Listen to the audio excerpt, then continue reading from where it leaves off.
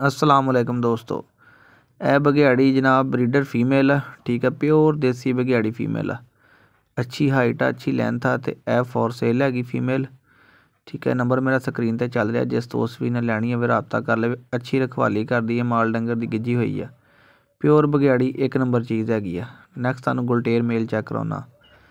ए वलैती गुलटेर आ, इहदी 1 साल उम्र आ। प्योर एक नंबर चीज़ आ, क्वालिटी वाली तो बरीकियां वाली चीज़ है। इंशाल्लाह डिटेल की वीडियो तुहानूं इन्हां दी कल मिल जाएगी। जिस दोस्त ने लेना है रबता कर लवे।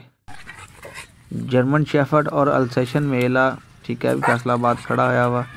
जिस दोस्त भी ने रखवाली वास्ते जानवर लेना हो, शौक करना हो, ठीक है, अच्छी हाइट लेंथ विच मेल हैगा।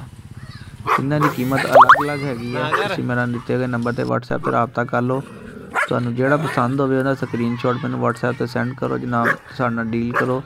कार्गो तो कार्गो जे आके ले जाना चाहोगे तो आके ले आ जाओ। इंशाल्लाह ताला कल इन्हें डिटेल की वीडियो भी अपलोड हो जाएगी। 3 जानवर ने, ठीक है, तीनों फॉर सेल है अपने को। एक दफ़ा तुहानूं दोबारा फिर चैक करवा देना मैं। है बघियाड़ी फीमेल है जी। ठीक है, प्योर जिन्होंने देसी बघियाड़ी कहते हैं। अच्छी हाइट, अच्छी लेंथ है कुत्ती दी और ब्रीडर कुत्ती है। ब्रीड करके फ्री हुई है। जोड़ा दोस्त भी रखवाली वास्ते या ब्रीडिंग वास्ते लेना चाहता, क्योंकि बहुत सारे दोस्त साढ़े को बघियाड़ी की डिमांड करते हैं, उन्होंने वास्ते एक अच्छी अपॉर्चुनिटी है कि अच्छी फीमेल जनाब लैके अगे ब्रीड करवा सकते हैं। तो यह वलैती गुलटेर आ। ठीक है, इहदा अजे एडा कि क्लिप साढ़े कोल मौजूद आ। सोहना वा कतूरा, 1 साल उम्र हुई है। नस्ल दे विच ऐन हर पासों पूरा आ। कद काठ च कन्ना च हर पासों सोहना जा। नंबर ते रबता करो जनाब। अल्लाह हाफिज़।